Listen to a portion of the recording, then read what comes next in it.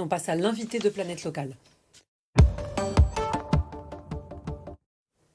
L'invité, c'est Paul Vuarambon. Vous êtes le fondateur d'Aircarto. Pour commencer, est-ce que vous pourriez nous présenter la société, s'il vous plaît? Oui, bien sûr. Alors, on est une société basée à Marseille et on fabrique des appareils pour mesurer la qualité de l'air. Alors là, j'en ai pris deux avec moi, donc je vous expliquerai un petit peu le fonctionnement. Et l'idée, c'est de fabriquer à Marseille ces appareils qu'on va après déployer chez des particuliers, dans des écoles, auprès de collectivités pour mesurer la qualité de l'air. Donc il y a des capteurs sur les appareils, vous nous les présentez? Oui, c'est ça. Alors là, vous avez le modulaire. Alors là, il est en train de se lancer, ça met un petit moment, mais vous avez un capteur qui a été inventé à la toute origine chez Atmos Sud, qui est l'association de surveillance de la qualité de l'air de la région Sud.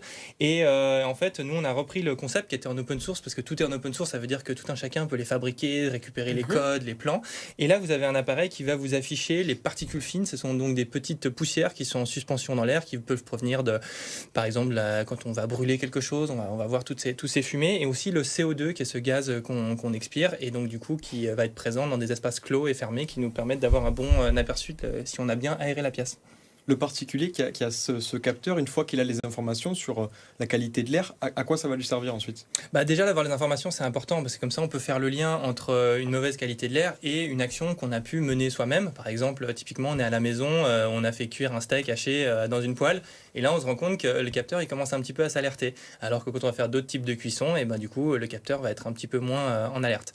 Donc, c'est surtout une manière de changer nos comportements et aussi de se poser les bonnes questions. Qu'est-ce qu'on entend vraiment par qualité de l'air et est-ce que c'est intéressant d'ouvrir la fenêtre par exemple pour aérer mon logement parce qu'on passe quand même beaucoup de temps à l'intérieur des maisons et voilà, et donc du coup est-ce que dehors c'est plus ou moins pollué qu'à l'intérieur de la maison, est-ce que vraiment le trafic routier a un impact sur la qualité de l'air, est-ce que les produits ménagers que je vais utiliser chez moi vont avoir un impact, et tout ça c'est des expérimentations qu'on peut faire avec les capteurs. Est-ce que là, concrètement, avec ce capteur, on va pouvoir mesurer la pollution sur notre plateau de BFM Marseille-Provence? Alors oui, il faut qu'il se lance. Là, ça met un petit moment à se lancer parce que d'abord, il doit faire des mesures pendant un certain temps. Là, il reste encore, comme vous pouvez le voir, il reste encore 2 minutes. Mais après, il y a les informations qui vont arriver. On va pouvoir mesurer du coup les poussières. Alors dans un environnement comme celui-ci, il n'y aura pas beaucoup de poussière, peut-être du CO2 parce qu'il y a peut-être pas beaucoup de ventilation. Et donc du coup, on va expirer pas mal de CO2. Le fait qu'on n'ait pas de fenêtre, ça peut voilà, jouer effectivement, sur le négatif. Ouais. Voilà. Et puis après aussi, est-ce qu'on a un bon système de ventilation qui permet de renouveler l'air intérieur? D'ailleurs, vous m'en parliez tout à l'heure, vous avez déjà fait un premier test là en venant chez nous ce soir sur le plateau. Vous avez testé la qualité de l'air sur votre trajet, c'était comment? Exactement. Alors en fait, on est parti donc du capteur modulaire qui permet à l'intérieur des logements de faire de la mesure, mais on s'est dit il faut aussi qu'on puisse mesurer en extérieur parce que sinon c'est le complément. Et donc du coup on a aussi créé cet autre appareil qui est lui portatif, donc avec une batterie et un GPS et puis un système sur la 4G pour envoyer les données. Et donc du coup là par exemple pour le trajet pour venir jusqu'ici à vélo, moi je fais tous mes trajets à vélo, j'ai pu mesurer la qualité de l'air, les particules fines lors de mon déplacement. Et du coup, il y a une carte qu'on peut consulter. Et voilà, donc la qualité de l'air était plutôt bonne sur mon déplacement, sauf en bas de la Canebière, Cour-Belzins. Et là, il y avait quand même beaucoup de monde, beaucoup d'activités, pas mal de scooters qui sont passés à côté de moi. Si c'est des anciens modèles, du coup, ils peuvent dégager pas mal de particules. Donc voilà, donc tout ça, c'est des informations qu'on peut avoir.